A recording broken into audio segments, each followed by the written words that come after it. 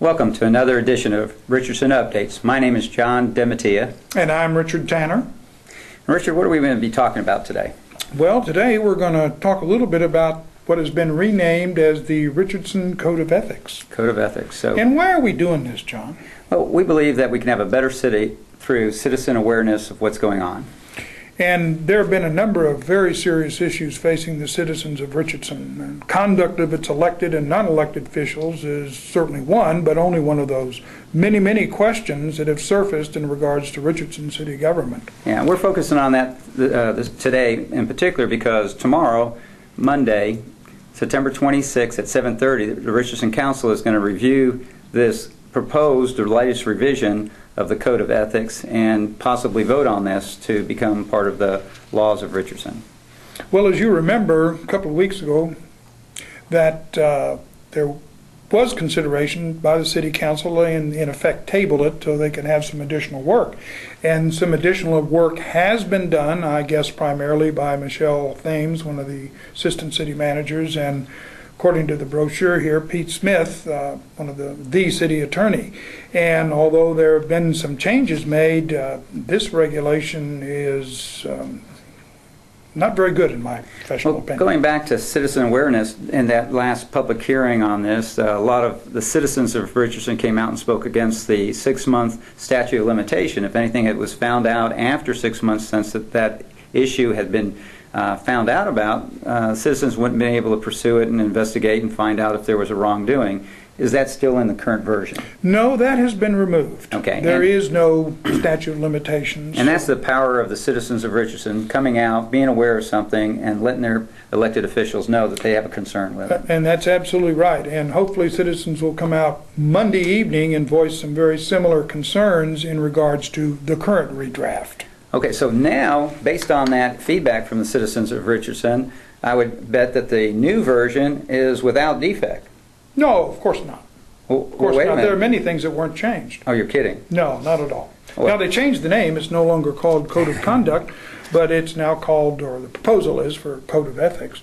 But there's still very many problems in here. And one of the first ones here is this doesn't apply to employees. You're kidding. From the city manager on down. The city manager? Yeah, he's not subject to this. So the city manager could hold anything as being confidential, Code of Ethics would not apply to the way he operates? No, not this or code. She? That's amazing. So that's the most significant defect right now? No, not at all. There are quite a number of other ones, but that's one, and none of the employees are subject to this. And I just don't understand why, if we're going to have city council people, if we're going to have members of the board and commission, and they're subject to this, why shouldn't employees be subject to it as well? And certainly some of those individuals, like the city attorney, the city manager, the city secretary, the other people specifically mentioned in the charter should be subject to this code of conduct and ethics. I mean, this ought to apply to everybody. I think that's very important, and I agree with you, Richard, but I thought confidentiality was a big new definition added to this version that is very concerning to me. Well, John, that is a different subject, but no, they've essentially put in that same definition of confidential information. And it's so convoluted, I can't tell you exactly what it means. And I could see somebody sitting here and saying, well, the way this is defined, I can't tell you as a voter of Richardson anything about anything I've learned. Well, that's a little concerning, Richard. As you're a practicing attorney, if you feel that way about it, what's the average citizen of Richardson supposed to understand about this? No, I don't know. I don't know. Well, okay, so surely they've improved the who the gatekeeper is on this document as far as an ethics violation. No, that's still the city attorney. Now, there's some additional language in that particular section, but still the gatekeeper is the city attorney, and I view that as a potential conflict of interest for whoever the city attorney is. Well, the city attorney works for the city council? The city council appoints the city attorney, and it's the city's lawyer. And that's the person who's decide if there's an ethics violation or not. He certainly decides, or she decides, whether or not there's enough to go forward. And right there, because a complaint under this ordinance would go to the city secretary, presumably then be given to the city manager and other people, and then transferred to the city attorney for investigation. And one of the requirements to file this complaint here is that you have to have specific detail. Well, John, with certain violations, whether it's ethical or criminal or whatever it may be, you may not have a whole bunch of information.